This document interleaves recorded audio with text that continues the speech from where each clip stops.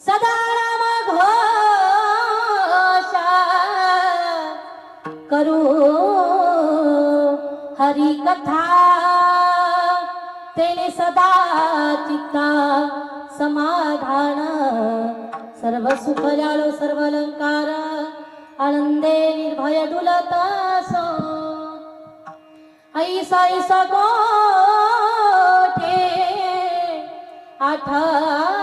आठवची नाही देहीचा विदेही भोगू दशा सर्व सुख जालो सर्व अलंकार आनंदे निर्भय डुलत सो तुका म्हणे आम्ही झालो अग्निरूपा लागोणी दीपापा पुन्हा सर्व सुखाला सर्व अलंकार आनंदे निर्भय डुलत सो विठ्ठला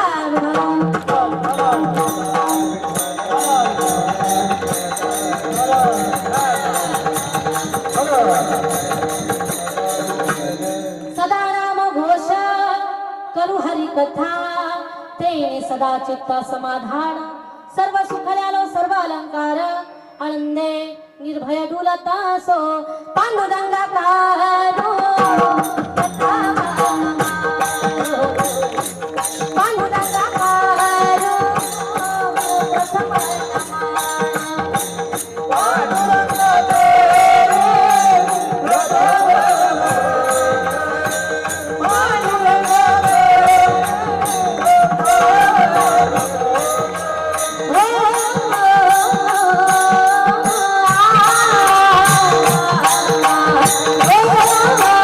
Oh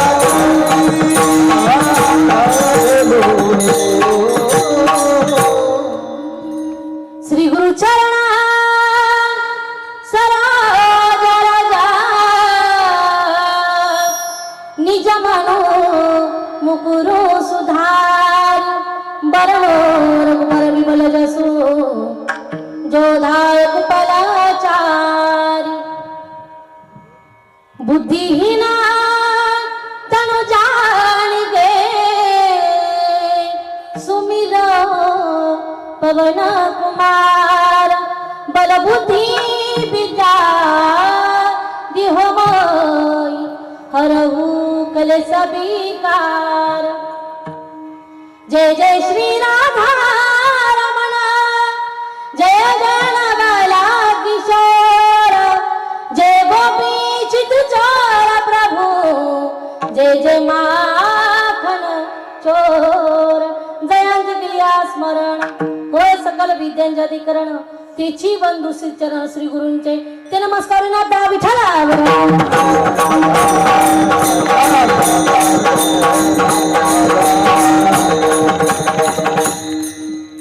प्रस्तुत कीर्तन रूपी सेवेकरता निवडील अभंग जगतवंदनीय वारकरी भूषण देहूचे सुप्रसिद्ध साधू संत श्रेष्ठ जगद्गुरु तुकोबांचा नाम पर मोडणारा अभंग आहे। अभंग तुकोबांचा आहे। कुणाला तुकोबाराय म्हणायचं? जे वारकरी संप्रदायाचा कळस आहे ते तुकोबाराय। कुणाला तुकोबाराय म्हणायचं? ज्यांचं वर्णन रामेश्वर भट्टांनी करावं ते तुकोबाराय। तुकिता तुलनेसी ब्रह्म तुकासी आले म्हणो ही रामेश्वरी सदी मस्तक फिरिले आरती तुकारामा आरती तुकारामा स्वामी सद्गुरू सच्चिदानंद मूर्ती आईला भावे आरती तुकारामा। अशी असणारे तुकोबाराय सेवेकरता निवडील अभंग आहे। अभंग सगळ्यांना माहिती आहे। अभंग तुकोबारायांचा आहे। आवाज वाढवा बोलताना थोडा। अभंगामध्ये तुकोबाराय म्हणतात सदा नाम घोष करू हरी कथा तेने सदा चित्ता समाधान। काही लोक तुकोबारायांकडे आले। तुकोबारायांचं लक्ष लोकांकडे गेलं।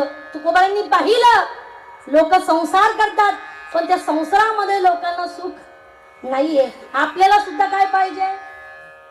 हा झोपले का काय काय पाहिजे आपल्याला?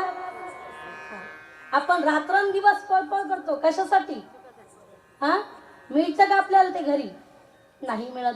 पण तुकोबा म्हणतात सदा नाम घोष करू हरी कथा तेने सदा चित्ता समाधान। तेने म्हणजे कोणतं?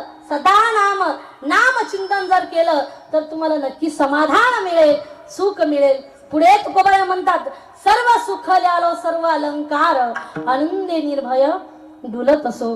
त्या परमात्म्याचे नामाचे अलंकार आम्ही आमच्या देहावरती धारण केलेले आहे। त्या ते नाम चिंतन करत असताना आम्ही कुठे जातो काय करतो आम्ही काय खातो याचं सुद्धा आम्हाला भान राहत नाही। ऐसो ऐसा कोठे आठवची नाही देहीच विदेई भोगू दशा। तुकोबाया म्हणतात देवाने आम्हाला जसं ठेवलं तसंच आम्ही राहू। पण तुकोबाया म्हणतात एवढं नामचिंतन केलं आम्ही एवढं नामचिंतन केलं शेवटी म्हणतात तुकोबाया म्हणतात तुका म्हणे आम्ही झालो अग्नी रूप लागो नेदी पाप पुण्यांगा। आम्ही अग्निरूप झालेला आहोत। अग्निरूप म्हणजे कोणतं? ज्ञान अग्निरूप झाल्यामुळं ते पाप पुण्य आमच्या अंगाला स्पर्श करत नाही। हा झाला अभंगाचा सरळ अर्थ। आता झोपले तरी हा तुम्ही म्हणताल चालतं। आता पहिला दिवस म्हटल्याच्या नंतर थोडंफार मागं पुढं होतच असतं बरं का। तुम्हाला सगळ्यांना माहिती आहे भगवंताच्या कृपेने चालत असलेला अखंड हरिनाम सप्ताह। या सप्ताहातील आपल्या या ठिकाणी ज्यांनी सुंदर असे नियोजन आयोजन ठेवलेलं आहे सुंदर असे जे तुम्हाला मार्गदर्शक लाभलेले आहे आदरणीय ज्यांचा गोड असा स्वभाव आहे जो गोड असा आवाज आहे खरंच त्यांच्याकरता एकदा जोरदार टाळ्या झाल्या पाहिजे। कारण असं मार्गदर्शन आणि मार्गदर्शन करणारे लाभायला तुमचं सुद्धा पुण्य पाहिजे बरं का। कारण सप्ताह करणं म्हणजे सोपी गोष्ट नाहीये। मी बोलून जाईल बघा करून दिलेली ओळख माणूस कधी कधी विसरू शकतो। ऐका बरं का करून दिलेली ओळख माणूस कदाचित विसरू शकतो पण कार्यातून झालेली ओळख माणूस कधीच विसरू शकत नाही। खरंच महाराजांच्या हातून एवढं सुंदर नियोजन आहे। सुधा महाराज ठोंबरे त्यांची आभार व्यक्त करते. त्यांनी ही सेवा माझ्याकडे दिलेली आहे. सुंदर असे मृदंगाचार्य आमचे ऋषी दादा, खरंच त्यांच्याकरता एकदा जोरदार टाळ्या झाल्या पाहिजे. बघा मी सांगून जाईल, परमार्थ हा सोपा नाहीये. ऐका बर का, आपण म्हणतो देवाचं नाम घेणं मग सोपं आहे, परमार्थ करणं म्हणजे सोपं आहे, परमार्थ करणं सोपं नाहीये. मृदंगाचार्याच्या बोटात ताकद लागते. ऐका बर का, मृदंगाचार्याच्या बोटात ताकद लागते. जशी आमच्या दादांची आहे. गायनाचार्यांच्या कंठात ताकद लागते, जशी यांच्या सगळ्यांच्या आहे तशी. बर का, कीर्तनकाराच्या पेट्यात ताकद लागते. पण ऐका दादा, एवढं सगळं गोळा करणं सोपं नाहीये. तुमच्या सुद्धा बोटात ताकद लागते. विचारा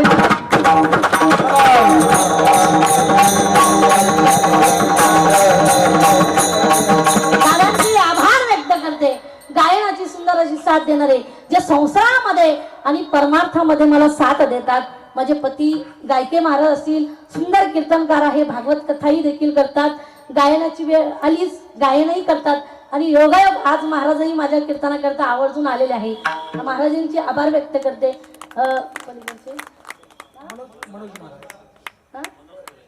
मनोज महाराज थोरे, कानपूर जरा खराब बर का, त्यातली त्यात वय झाल्यामुळे ऐकायला येत नाही, बाकी काही नाही. महाराजांचे आभार व्यक्त करते.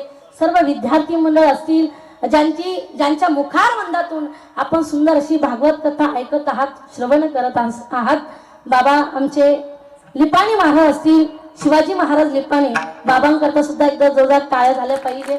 बघा, एका कथाकाराने, एका कीर्तनकाराने दुसऱ्या कीर्तनकाराच्या कीर्तनात बसणं किंवा टाळ घेऊन उभा राहणं सोपं नाही दादा. छातीवर दगड ठेवा लागतो, एवढा सोपं नाही ते. ज्यांचं आपल्या या ठिकाणी व्यासपीठ आहे, ज्ञानेश्वरी व्यासपीठ आहे, बाबांची आभार व्यक्त करते.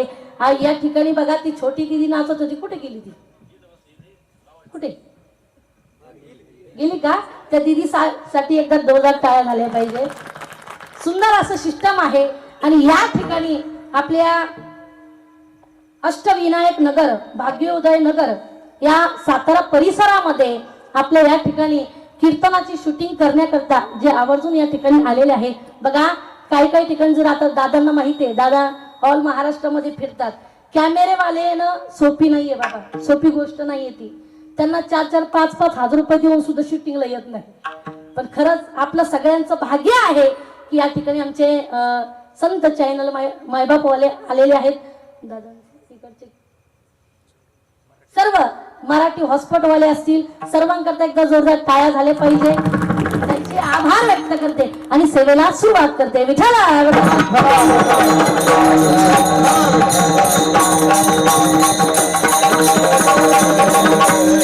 अभंग तुकोबरायांचा आहे.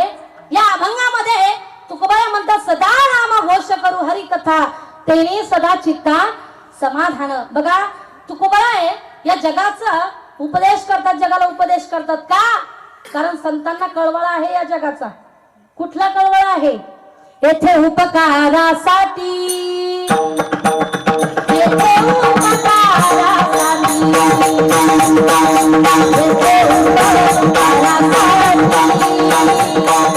येथे उपकारासाठी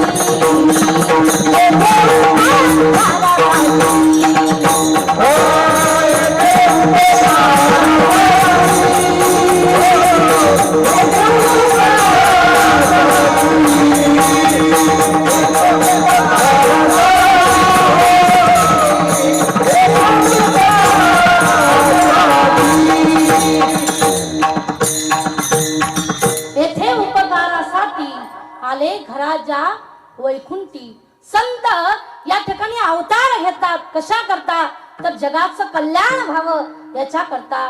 लोकांकडे पाहिला तुकोबांनी कशा करता धावपळ करतात, सुखा करता, समाधान करता, पण त्यांना सुख मिळालं नाहीये, समाधान मिळत नाहीये. पण तुकोबा म्हणतात तुम्हाला सुख पाहिजे ना, समाधान पाहिजे ना, मिळेल. मग काय करा, सदा नाम घोष करू हरिकथा, तेने सदा चित्ता समाधान. पण ऐका बाबा, संतांनीच का उपदेश केला लोकांना, त्याच्यामध्ये कारण आहे. काही जीव आपल्याला बघायला भेटतात जे स्वार्थही साधत नाही आणि जे परार्थही साधत नाही. दुसरा वर्ग असा आहे की जो स्वार्थही साधतो आणि परार्थही साधतो. तिसरा वर्ग असा आहे की तो फक्त परार्थ साधतो, ते म्हणजे माझे संत. ऐका, स्वार्थ करता बघा, पावसाळ्यामध्ये महिला मंडळ आपल्या घरातील लाईट गेली की आपण काय करतो, काय करतो आपण, लाईट गेली की आपण काय करतो, तुम्ही बोलता का, आणू घेऊ आता, काय करतो आपण,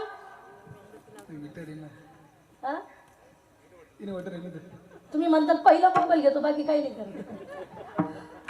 जुन्या काळामध्ये आपण जर विचार केला तर लोक काय करायचे बाबा, दिवे लावायचे. है बरोबर का नाही, दिवा लावला की त्याच्या भोवती एक किडा फिरतो बघा, कोणता कोणता, पतंग नावाचा किडा त्या दिव्याला गिरक्या मारत असतो.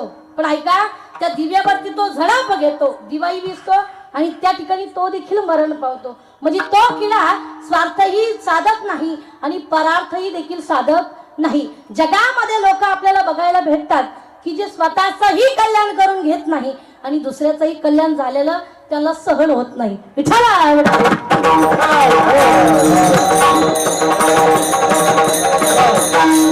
एका गावामध्ये दोन भाऊ राहत होते, मोठा आणि लहान. कट्टर महादेवाचे भक्त होते. त्यांचं भजन चालू होतं, कर्पूर गौरम करुणावतारम संसारसारम भुजगेंद्रहारम सदा वसंतम हृदयारविंदे भवं भजामि सहितं नमामि. हर हर शंभो शंभो शंभो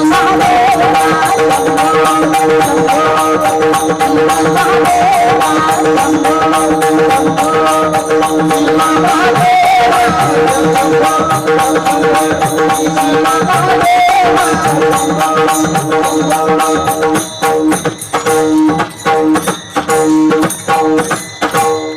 खरं जर म्हटलं बाबा, पुरुष मंडळ आता सगळ्यात जास्त महादेवाची पूजा कोण करतं माहितीये का, कोण करतं, झोपल्या का तुम्ही, हा कोण करतं, त्या बियाला फांट्या सुद्धा ठेवल्या नाही बाबा त्यांनी. विठ्ठल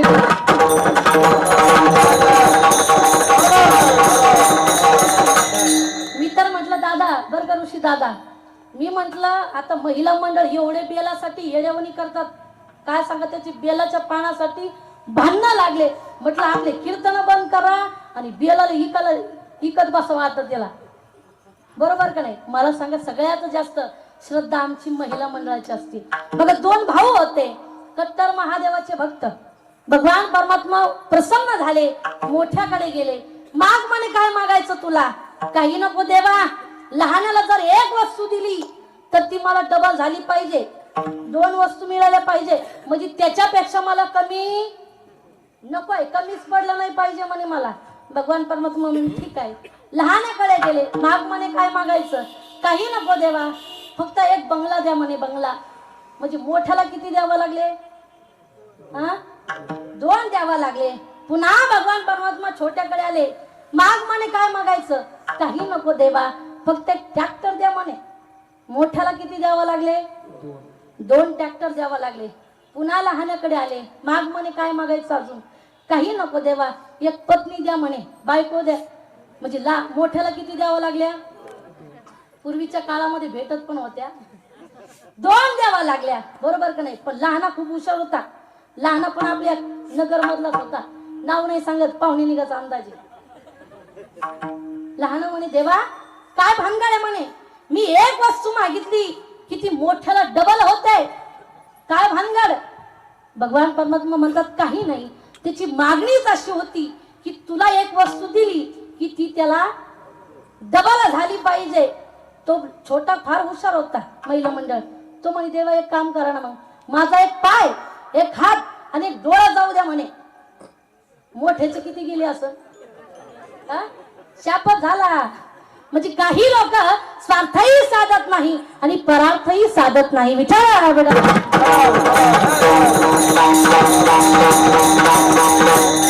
काही लोकांना दुसऱ्याचं चांगलं होत असेल ते सहन होत नाही. आमच्या गावामध्ये एका व्यक्तीचं पोट दुखू लागलं सकाळपासून. डॉक्टरांकडे गेला. डॉक्टरांना म्हणू लागला सकाळपासून सारखं पोटामध्ये गोळा उठला म्हणे. कस काय म्हणे? काही खाल्लं होतं का तुम्ही? वायतळ खाल्लं का? पाणी दुसरं पेलात का? त्याच्यामुळे होऊ शकतं. तो म्हणे काहीच नाही म्हणे, पण अचानक पोट दुखू लागलं. डॉक्टरीने औषध दिलं महाराज, पण तरी सुद्धा काही विलाज झाला नाही बाबा. गोळ्या दिल्या, विलाज झाला नाही. पुन्हा डॉक्टरांकडे आला. डॉक्टर साहेब, तो गोळा काही दुखायचा थांबाना म्हणे, सारखं पोट दुखू लागलं म्हणे. मग पण मला सांगा म्हणे, तुमचं पोटात केव्हापासून दुखा लागलं? काय नाही म्हणे, समोरच्या रामभाऊनी जेव्हापासून ट्रॅक्टर घेतलं ना तेव्हापासून सारखं पोटात दुखू लागलं. आता डॉक्टर म्हणे काळजी करू नका म्हणे, तुमचं पोट दुखायचं राहील, पण केव्हा? जेव्हा रामभाऊचं ट्रॅक्टर पलटी होईल, मुंडक्यावरती येईल, तेव्हाच तुमचं पोट दुखायचं राहील. म्हणजे काही लोक दुसऱ्याचं चांगलं झालेलं सहन होत नाही, स्वार्थही साधत नाही आणि परार्थही साधत नाही.